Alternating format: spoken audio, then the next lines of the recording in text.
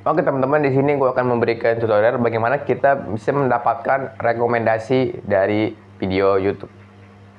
Maksudnya kenapa? Jadi di sini gue mau ngebahas bagaimana nih video kita itu bisa direkomendasikan oleh YouTube. Nah, sebenarnya ini sangat menarik sekali.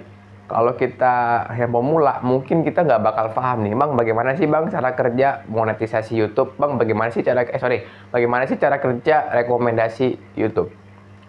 Rekomendasi YouTube itu sangat simple. Dimana kita mengupload video, YouTube bakal menyebar video tersebut dan lalu penonton dia baru tahu dapat hasil. Jadi gini, kita ngupload YouTube nih, dan YouTube bakal nyebar video kita ke penonton. Kalau misalnya ada penonton yang melihat terus mengklik videonya, dia bakalan nonton dan rame hasilnya. Pertanyaannya adalah, bang, kok video gue sepi? Nah, ini sangat menarik sekali teman-teman.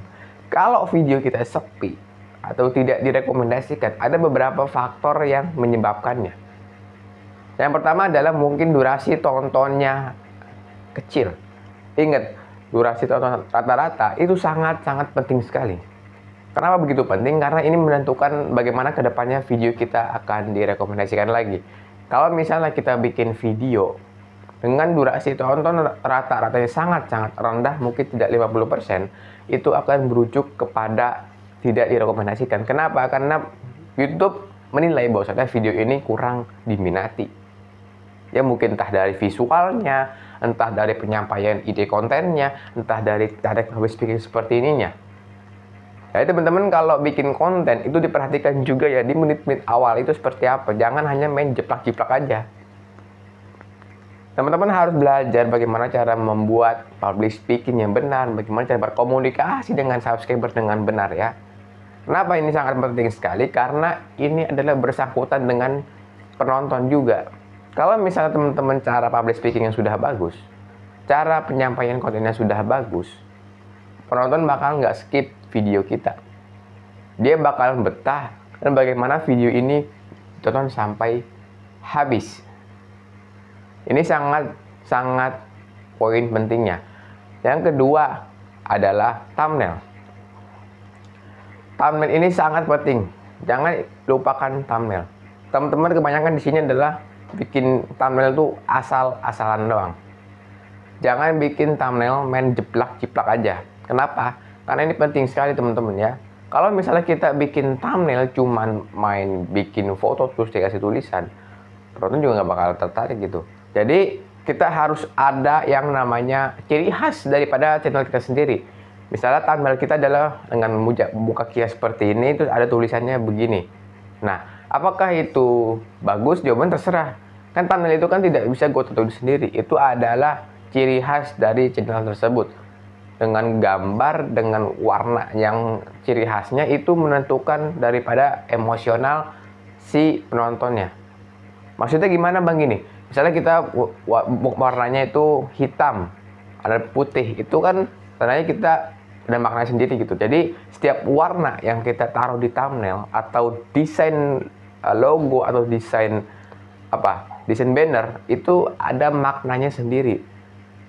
Jadi kita jangan bikin konten atau bikin thumbnail yang asal-asalan gitu loh, jangan. Kita harus tentukan channel kita tuh mau gimana konsepnya. Visualnya mau seperti apa. Kenapa gue bahas ini? Karena ada beberapa orang yang bikin sesuatu, entah itu logo, entah itu banner, entah itu thumbnail, itu sangat acak-acakan. Ya. Jadi teman-teman harus tahu nih gimana sih bikin thumbnail yang bagus. Oke, gue paham. Kalau teman-teman di sini semua yang nonton video ini kebanyakan adalah orang-orang yang mungkin terbatas di segi alatnya. Hanya menggunakan handphone aja. Tapi dengan handphone kita bisa kok memanfaatkan semua yang ada. Bisa kita bisa menggunakan Pixel Lab, kita bisa menggunakan Canva, ya.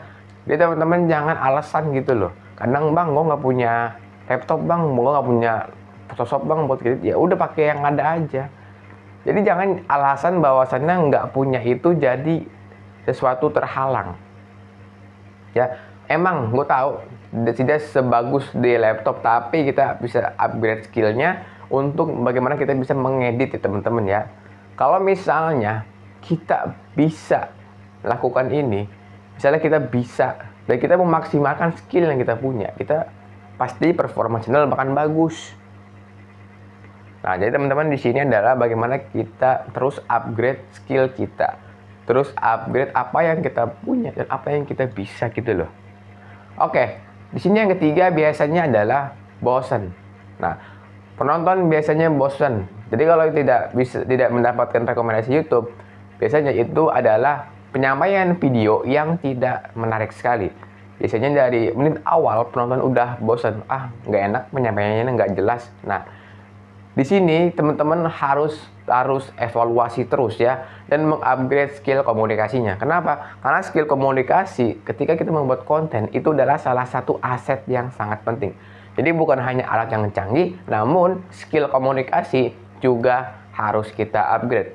Karena kan kita kadang cuma mikir, wah, gue cuma pakai handphone nih, jelek kali videonya ya, cuma pakai Android nih, nggak sebagus yang pakai iPhone. Ya bener sih, tapi kan kita nggak harus berpikir ke situ, tapi skill juga ngaruh teman-teman.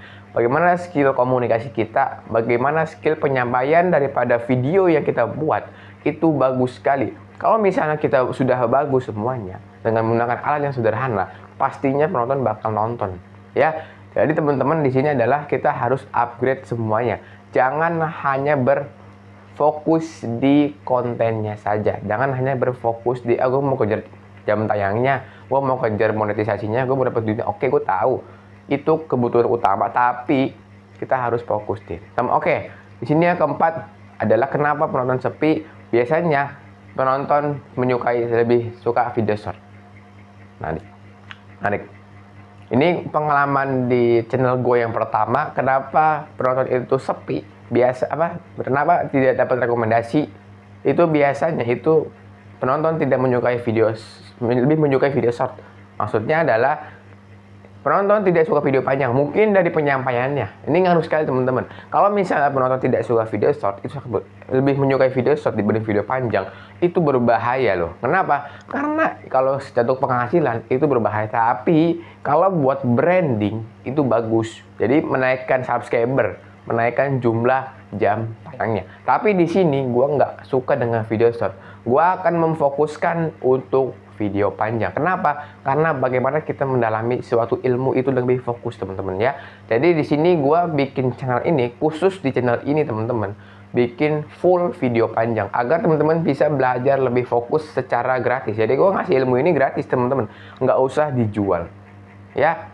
Teman-teman semuanya bisa mengakses dengan modal internet saja dan menggunakan handphone udah bisa kita akses. Oke teman-teman, itu adalah beberapa pembahasan kita kali ini. Semoga apa yang kita bahas ini bisa menjadi manfaat. Dan jangan lupa teman-teman untuk selalu mengevaluasi apa yang sudah kita lakukan. Cukup sekian dan terima kasih.